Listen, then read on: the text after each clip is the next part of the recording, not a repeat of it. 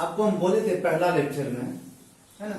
अच्छा ये जो है ये शायद तीसरा लेक्चर है, तो आप क्या करें, अगर पहला दूसरा नहीं देखें तो आप उसको देख के, या अगर आपको आता है तो अच्छी बात है, आप तीसरा से ही देखें, कोई दिक्कत नहीं है। तो हम आपको ये बोले थे, जब हम लोग पढ़ लेंगे सॉलिड लिक्विड गैस ये सब के बारे में, और इनका कुछ कुछ प्रॉपर्टीज पढ़ लेंगे मेटर्स का, तो उसके बाद हम लोग बात करेंगे कंपैरिजन का, है ना। सॉलिड लिक्विड गैस, यही तीन मेटर जो होता है, तीन तरह का होता है, सॉलिड लिक्विड गैस। तो ये सबको आपस में कंपेयर करेंगे, देखेंगे कौन सा प्रॉपर्टी किस में ज्यादा पाया जाता है, किस में कम पाया जाता है, किस में इंटरमीडिएट पाया जाता है। तो इन्हीं को अब हम लोग देखने वाले हैं। चलिए तो हेडिंग लगाइएगा। अच्छा ये आपके एग्जाम में आ जाता है क्वेश्चन, है ना। What is the difference between solid and liquid, या what is the difference between liquid and gases, solid and gases, कुछ भी पूछ सकता है। या ये प्रॉपर्टी जैसे फोर्स ऑफ अट्रैक्शन है, किस में ज्यादा होगा, किस में कम होगा। हालांकि ये सब चीज हम लोग समझ चुके हैं, तो बस उसको हम लोग एक टेबल के फॉर्म में सबको एक जगह कंक्लूड करके हम लोग लिख लेते हैं। तो हेडिंग लगाइए कंपैरिजन ऑफ मैटर, या comparison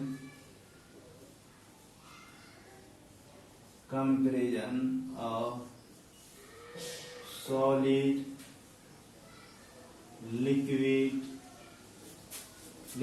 solid liquid and gases. इन सबको आपस में हम लोग कंपेयर करके देखते हैं, सॉलिड में, लिक्विड में, गैसेस। पहला इधर एक टेबल बना लेते हैं, यहाँ पे हम लोग प्रॉपर्टी लिख लेंगे। प्रॉपर्टी, है ना। इधर बना लेते हैं सॉलिड, यहाँ पे लिक्विड, इधर थोड़ा और इधर ले लेते हैं सॉलिड,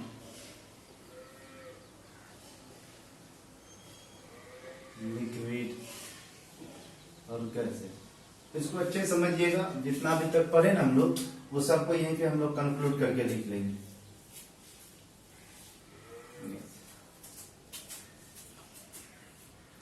पहला हम लोग बात कर लेते हैं स्पेस बिटवीन पार्टिकल्स। स्पेस आप पहले अच्छे से समझिए, अभी मत लिखिए, है ना। पहले सुन लीजिए, समझ लीजिए, उसके बाद आप खुद बना लीजिएगा। स्पेस बिटवीन पार्टिकल्स,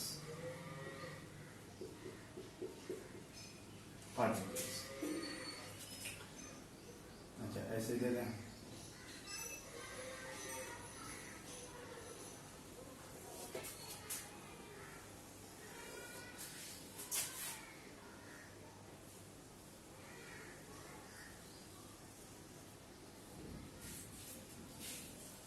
याद की तरह क्या होगा, आपको बताया ना, पार्टिकल्स ऑफ मैटर जो होता है, ये पार्टिकल्स ऑफ मैटर के बीच में कुछ ना कुछ स्पेस होता है। ये जो सॉलिड जो होता है, इसमें आपको सॉलिड जो होता है, सॉलिड भी मैटर है ऑब्वियसली, ये भी पार्टिकल से मिलकर बना होगा। तो सॉलिड के पार्टिकल के बीच में इसमें भी स्पेस होगा, लेकिन कम होगा, लीस्ट होगा। इन तीनों में सबसे कम होगा, इन तीनों में बताइए सबसे कम होगा, तो क्या बोलेंगे, लीस्ट, है ना। और इसमें बोलेंगे, क्या बोलेंगे, इससे थोड़ा ज्यादा, मतलब लेसर बोल देते, है ना। और इसमें गैसेस में आपको मैक्सिमम होगा। इन तीनों में सबसे ज्यादा जो स्पेस होगा पार्टिकल्स के बीच, वो किस में होगा बताइए, गैस में होगा।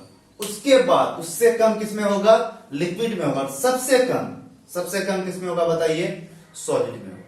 ये समझ में आया। चलिए, और दूसरा हम लोग बात कर लेते हैं force of attraction. Force of attraction between particles. Force of attraction between particles. एक चीज बताइए, जिसमें स्पेस ज्यादा होगा, जिसमें स्पेस क्या होगा, ज्यादा होगा, उसमें ये जो फोर्स ऑफ अट्रैक्शन होगा वो सबसे कम होगा। जिसमें स्पेस जितना ज्यादा है, उसमें फोर्स ऑफ अट्रैक्शन उतना कम। तो इसी का रिवर्स हो जाएगा, ये एक दूसरे का रिवर्स चलता है। तो फोर्स ऑफ अट्रैक्शन जो होगा वो मैक्सिमम किस में होगा बताइए? सॉलिड में मैक्सिमम। और मिनिमम किस में होगा बताइए? मिनिमम किस में होगा? गैसेस में। और लिक्विड में क्या होगा? इंटरमीडिएट।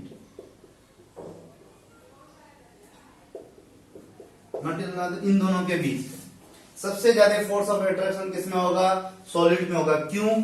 क्योंकि इसमें स्पेस जो होगा दो पार्टिकल के बीच कम होगा। और सबसे सबसे कम फोर्स ऑफ अट्रैक्शन किसमें होगा? गैस में होगा। ऐसा क्यों? क्योंकि गैस के जो पार्टिकल्स है इसके बीच में स्पेस जो है वो मैक्सिमम है। तो इस तरह से आप क्या कर सकते हैं? इसको याद रख सकते हैं। चलिए एक एक नया प्रॉपर्टी बता रहे हैं आप लोग को, समझिएगा।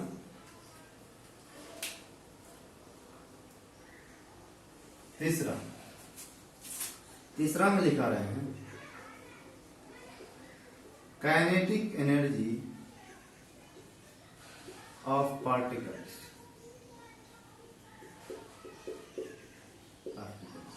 ये सॉलिड का पार्टिकल और लिक्विड का पार्टिकल्स और गैस का पार्टिकल्स। इसका जो पार्टिकल है, इस पार्टिकल अपना खुद का उसका पास एनर्जी होता है ना? ये किस में ज्यादा होगा? ये सॉलिड, लिक्विड और गैस में किसमें सबसे ज्यादा होगा? काइनेटिक एनर्जी ऑफ पार्टिकल में। तो आप ऐसे समझिए। अच्छा, अभी हो सकता है आप काइनेटिक एनर्जी नहीं पढ़े हो, तो आप ये चीज ध्यान रखते हैं, अमाउंट ऑफ मूवमेंट, है ना? अमाउंट ऑफ मूवमेंट को हम लोग कितना ज्यादा मूव कर रहा है, कितना ज्यादा वो कितना तेजी से एक जगह दूसरी जगह जा रहा है, किस पार्टिकल का स्पीड सबसे ज्यादा है, तो उसको हम लोग उसको क्या बोल सकते हैं? Kinetic energy. हालांकि काइनेटिक एनर्जी होता है, इधर साइड में हम बता देते हैं, उतना जानना भी जरूरी नहीं है आपके लिए। ये होता है हाफ एम वी स्क्वायर। अब वो जो पार्टिकल है उसका कुछ ना कुछ मास होगा और उसका कुछ ना कुछ वेलोसिटी होगा, स्पीड होगा।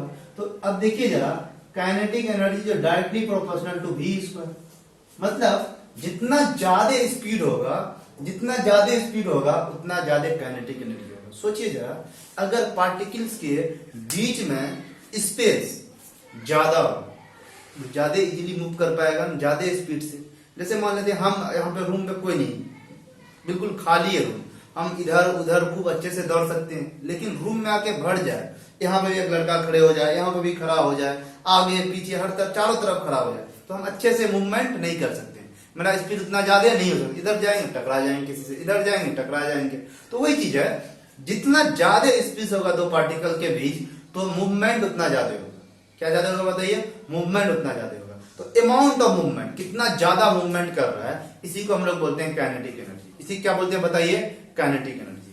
तो अब आप सोच के बताइए, सॉलिड, लिक्विड और गैस में काइनेटिक एनर्जी जो होगा किसके पार्टिकल का ज्यादा होगा, है ना? क्या लिखा है? Kinetic energy of particle. क्या सॉलिड के पार्टिकल का काइनेटिक एनर्जी ज्यादा होगा? नहीं सर। क्यों? क्योंकि सॉलिड का जो पार्टिकल होता है, पार्टिकल्स जो होता है, इसके बीच में स्पेस बहुत कम होता है, मिनिमम स्पेस होता है। जब स्पेस बहुत कम है तो ये अच्छे से मूव नहीं कर पाएगा, उतना ज्यादा मूव नहीं कर पाएगा, है ना? जब ज्यादा मूव नहीं कर पाएगा मतलब उसका काइनेटिक एनर्जी क्या हो जाएगा? कम हो जाएगा। क्योंकि जितना ज्यादा मूव कर पाएगा उतना ज्यादा काइनेटिक एनर्जी। तो ज्यादा तभी मूव कर पाएगा जब पार्टिकल के बीच में स्पेस ज्यादा हो। स्पेस क्या हो? ज्यादा हो। जितना ज्यादा स्पेस होगा उतना ज्यादा मूव कर पाएगा, जितना ज्यादा मूव कर पाएगा उतना ज्यादा काइनेटिक एनर्जी होगा। सिंपल। तो हम जानते हैं सॉलिड का जो पार्टिकल्स होता है इसके बीच में स्पेस क्या होता है? मिनिमम होता है, लीस्ट होता है ना? तो यहाँ पे काइनेटिक एनर्जी क्या होगा बताइए? मिनिमम होगा, मिनिमम। अच्छा, गैस में जो होता है, दो गैस का जो पार्टिकल्स होता है इसके बीच में स्पेस जो होता है वो मैक्सिमम होता है। तो यहाँ पे अमाउंट ऑफ काइनेटिक एनर्जी जो होगा वो भी क्या होगा? Maximum, maximum. और ये जो लिक्विड जो होता है, लिक्विड में स्पेस जो होता है इन दोनों के बीच में होता है, सॉलिड और गैस के, तो इसमें क्या आ जाएगा बताए? इंटरमीडिएट।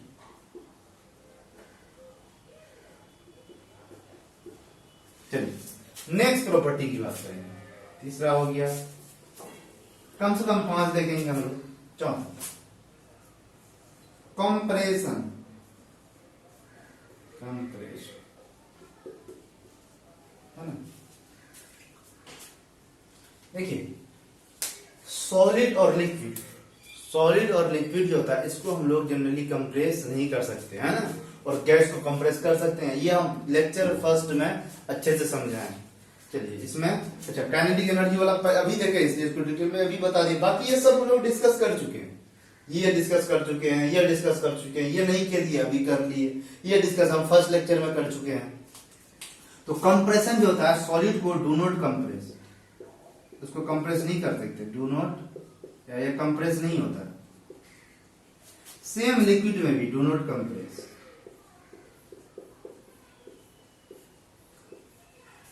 है ना। इसमें gas can it can be compressed, है ना, या लिख देंगे ये कंप्रेसिबल होता है, ये लिख देंगे आप। ये भी लिख सकते हैं नॉन कंप्रेसिबल, एक ही बात है, डू नॉट कंप्रेस या नॉन कंप्रेसिबल। ये भी जो होता है ये क्या होता है बताइए, नॉन कंप्रेसिबल।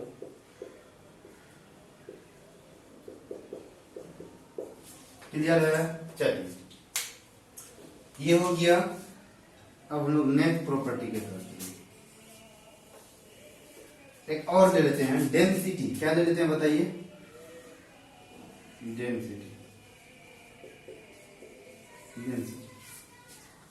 चलिए डेंसिटी जो होता है ये भी हम लोग डिस्कस अच्छे से कर चुके हैं लेक्चर फर्स्ट में। किसमें सबसे ज्यादा होता है, मैक्सिमम होता है सॉलिड में,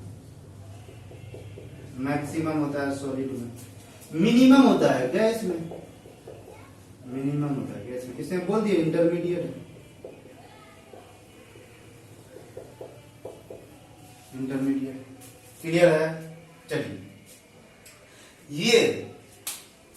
ये 4-5, अच्छा ऐसा नहीं बस ये 5 ही डिफरेंस है, और भी बहुत सारा है, लेकिन कम से कम 4-5 आपको अच्छे से पता होना चाहिए और डिटेल में जानना आप चाहिए। फर्स्ट लेक्चर में देखिए, तो इसमें एक बार फटाफट रिविजन कर लेते हैं हम लोग। Space between the particle, space between the particle जो होता है सॉलिड में लीस्ट होता है, सबसे कम होता है, मिनिमम होता है, और सबसे ज्यादा गैस में होता है, और लिक्विड में इसके बीच का होता है। वही फोर्स ऑफ अट्रैक्शन है ना, हम फोर्स ऑफ अट्रैक्शन अगर डिस्टेंस ज्यादा रहा दो पार्टिकल के बीच में तो उसमें फोर्स ऑफ अट्रैक्शन जो होगा कम रहेगा, या अट्रैक्शन फोर्स जो होगा वो कम रहेगा। जितना कम डिस्टेंस होगा उसमें अट्रैक्शन फोर्स उतना ज्यादा रहेगा। तो सॉलिड का जो पार्टिकल्स होता है तो इसके बीच में स्पेस क्या होता है, बहुत कम होता है। जब स्पेस बहुत कम होता है तो फोर्स ऑफ अट्रैक्शन ज्यादा लगता है। तो वही चीज लिखा है, अट्रैक्शन फोर्स जो होता है सॉलिड में मैक्सिमम होता है, फिर लिक्विड में उसके सबसे कम गैस में। काइनेटिक एनर्जी ऑफ पार्टिकल कुछ नहीं है, अमाउंट ऑफ मूवमेंट, कितना ज्यादा कोई पार्टिकल मूव कर रहा है ये उसके काइनेटिक एनर्जी को दर्शाएगा। तो अब मूव करने के लिए जगह तो चाहिए, स्पेस तो चाहिए। अब सॉलिड के पास स्पेस ही नहीं है, सॉलिड का पार्टिकल आपस में एकदम जकड़ा हुआ है और इसके बीच में स्पेस बहुत कम है। जब स्पेस बहुत कम है उतना अच्छे से मूव नहीं कर पाएगा, उतने अच्छे से मूव नहीं कर पाएगा तो उतना ज्यादा काइनेटिक एनर्जी नहीं हो पाएगा। सिंपल है। तो काइनेटिक एनर्जी जो होगा वो आपको ये सॉलिड में मिनिमम होता है, लिक्विड में इंटरमीडिएट, और सबसे ज्यादा गैस में। क्यों? क्योंकि गैस का जो पार्टिकल्स है इसके बीच में स्पेस बहुत ज्यादा है। जब स्पेस बहुत ज्यादा है तो बहुत ज्यादा मूव कर पाएगा, जब बहुत ज्यादा मूव कर पाएगा तो काइनेटिक एनर्जी ज्यादा होगा, क्योंकि कितना ज्यादा मूव करेगा उतना ज्यादा काइनेटिक एनर्जी होगा। नेक्स्ट वन कंप्रेशन, मतलब हम लोग पार्टिकल को प्रेशर वगैरह देकर कंप्रेस कर सकते हैं, लेकिन सॉलिड को कंप्रेस नहीं कर सकते हैं, लिक्विड को भी जनरली कंप्रेस नहीं करते। हाँ गैस को कंप्रेस कर सकते हैं हम लोग, है ना। हम लोग नहीं थे गैस सिलेंडर वगैरह, उसको क्या होता है प्रेशर दे दे के हम लोग गैस को कंप्रेस करके एक सिलेंडर में भर देते हैं। तो वही चीज वहां पे कंप्रेशन पॉसिबल है, और जब कंप्रेस सॉलिड लिक्विड में नहीं होता है। चलिए जैसे समझिए जरा, अगर लिक्विड भी कंप्रेस होता तो क्या होता है, जैसे एक गिलास आप पानी दिए, एक गिलास आपको पानी ला के दिए, एक गिलास और पानी ला के दे और बोले ये पानी जो इसी गिलास में भर दो, तो आप कंप्रेस कर करके, अगर कंप्रेशन होता लिक्विड में तो आप 2 गिलास का पानी एक गिलास में भर सकते थे कंप्रेस करके, लेकिन कंप्रेशन शो नहीं करता लिक्विड, तो इसलिए ऐसा नहीं हो सकता है। नेक्स्ट डेंसिटी, डेंसिटी जो होता है सॉलिड में मैक्सिमम होता है, लिक्विड में उसके बाद सॉलिड से कम होता है, और गैस में सबसे कम होता है। क्योंकि आपको फर्स्ट लेक्चर में बताया डेंसिटी पर होता है मास अपन वॉल्यूम, और वॉल्यूम को हम लोग कांस्टेंट रख लें तो density is directly proportional to mass. तो सॉलिड का मास ज्यादा होता है इसलिए डेंसिटी ज्यादा होता है। गैस का मास सॉलिड लिक्विड गैस में सबसे कम होता है इसलिए डेंसिटी इसका सबसे कम होता है। क्लियर है। एक पार्ट हम लोग इस चैप्टर का कंप्लीट कर चुके हैं। अब कुछ टेम्परेचर वगैरह से रिलेटेड लेटेंट हीट वगैरह, ये दूसरा पार्ट है, लीस्ट, है ना। और इसमें बोलेंगे क्या बोलेंगे, इससे थोड़ा ज्यादा, मतलब लेसर बोल देते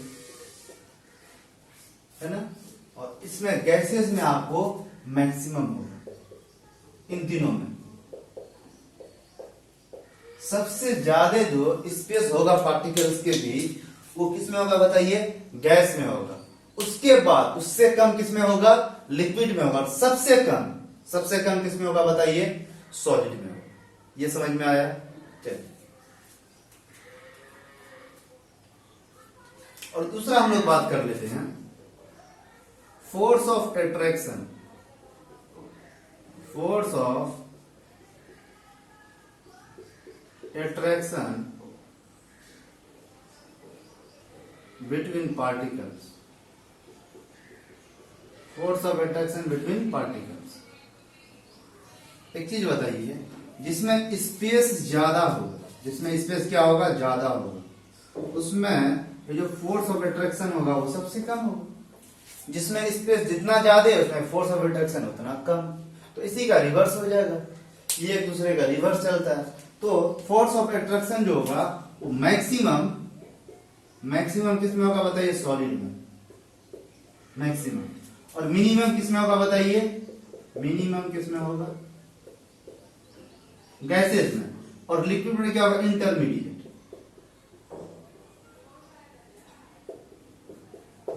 इन दोनों के बीच सबसे ज्यादा फोर्स ऑफ अट्रैक्शन किसमें होगा, सॉलिड में होगा। क्यों, क्योंकि इसमें स्पेस जो होगा दो पार्टिकल के बीच कम होगा। और सबसे कम फोर्स ऑफ अट्रैक्शन किसमें होगा, गैस में होगा। ऐसा क्यों, क्योंकि गैस के जो पार्टिकल्स है इसके बीच में स्पेस जो है वो मैक्सिमम है। तो इस तरह से आप क्या कर सकते हैं, इसको याद रख सकते हैं। चलिए, एक नया प्रॉपर्टी बता रहे हैं आप लोग को, समझिएगा।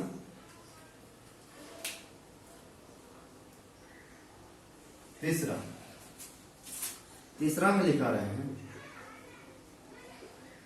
Kinetic energy of particles.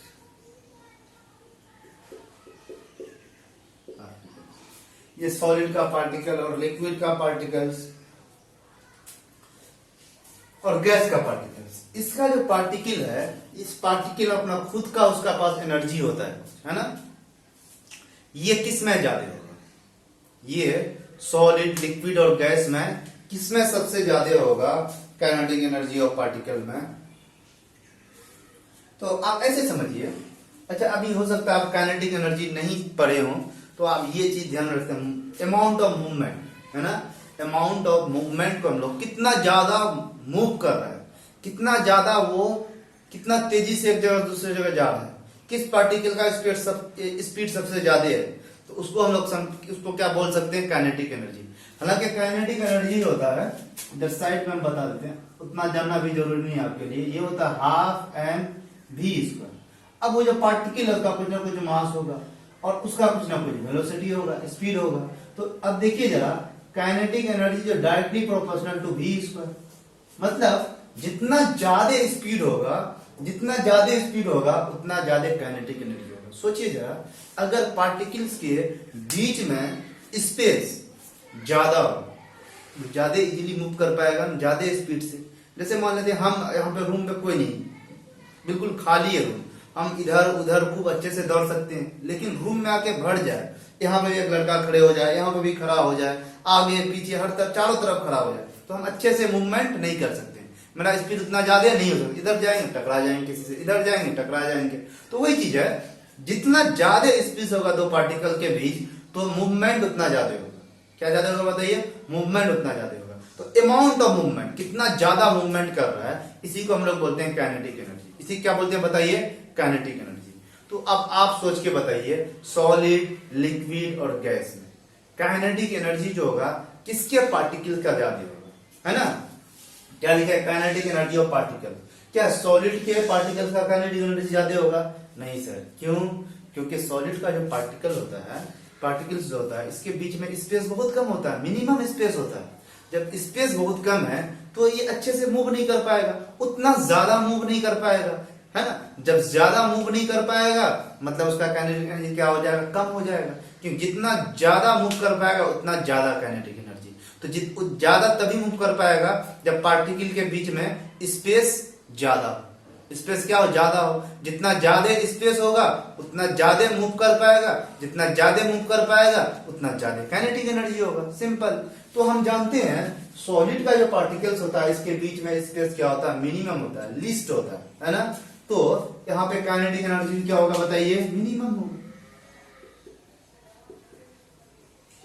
Minimum. अच्छा, गैस में जो होता है, दो गैस का जो पार्टिकल्स होता है इसके बीच में स्पेस होता है वो मैक्सिमम होता है। तो यहाँ पे अमाउंट ऑफ काइनेटिक एनर्जी जो होगा वो भी क्या होगा? Maximum, maximum. और ये जो लिक्विड जो होता है, लिक्विड में स्पेस जो होता है इन दोनों के बीच में होता है, सॉलिड और गैस के। तो इसमें क्या आ जाएगा बताए? इंटरमीडिएट।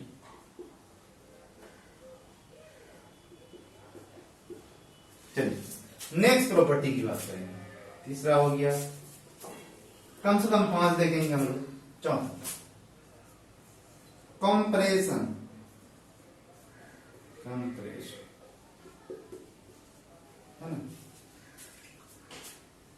देखिए सॉलिड और लिक्विड, सॉलिड और लिक्विड जो होता है इसको हम लोग जनरली कंप्रेस नहीं कर सकते है ना, और गैस को कंप्रेस कर सकते हैं। ये हम लेक्चर फर्स्ट में अच्छे से समझाएं। चलिए इसमें अच्छा काइनेटिक एनर्जी वाला अभी देखे, इसलिए इसको डिटेल में अभी बता दिए। बाकी ये सब हम लोग डिस्कस कर चुके हैं, ये डिस्कस कर चुके हैं, ये डिस्कस कर चुके हैं, ये नहीं किए दिए अभी कर लिए, ये डिस्कस हम फर्स्ट लेक्चर में कर चुके हैं।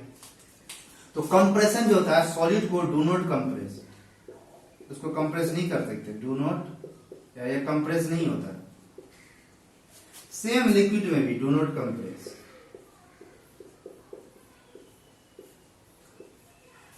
है ना। इसमें gas can, it can be compressed, है ना। या लिख लेंगे ये कंप्रेसिबल होता है, ये लिख लेंगे आप। ये भी लिख सकते हैं नॉन कंप्रेसिबल, एक ही बात है, डू नॉट कंप्रेस या नॉन कंप्रेसिबल। ये भी जो होता है ये क्या होता है बताइए? Non compressible.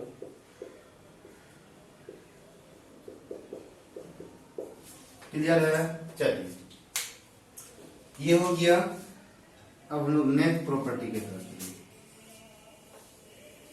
एक और ले लेते हैं, डेंसिटी। क्या ले लेते हैं बताइए?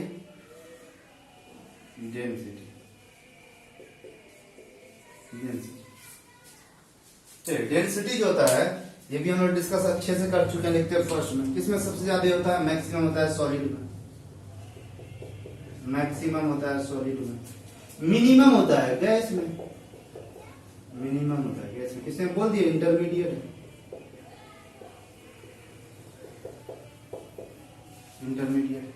क्लियर है? चलिए ये 4-5, अच्छा ऐसा नहीं बस ये 5 ही डिफरेंस है, और भी बहुत सारा है, लेकिन कम से कम 4-5 आपको अच्छे से पता होना चाहिए। और डिटेल में जानना आप चाहिए फर्स्ट लेक्चर में देखिए। तो इसमें एक बार फटाफट रिविजन कर लेते हैं हम लोग। Space between the particle, space between the particle जो होता है सॉलिड में लीस्ट होता है, सबसे कम होता है, मिनिमम होता है, और सबसे ज्यादा गैस में होता है, और लिक्विड में इसके बीच का होता है। वही फोर्स ऑफ अट्रैक्शन है ना।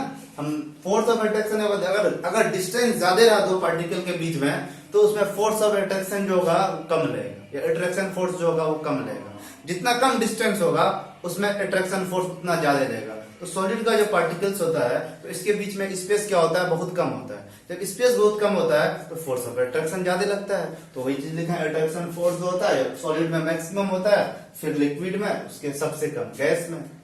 काइनेटिक एनर्जी ऑफ पार्टिकल कुछ नहीं है, अमाउंट ऑफ मूवमेंट, कितना ज्यादा कोई पार्टिकल मूव कर रहा है ये उसके काइनेटिक एनर्जी को दर्शाएगा।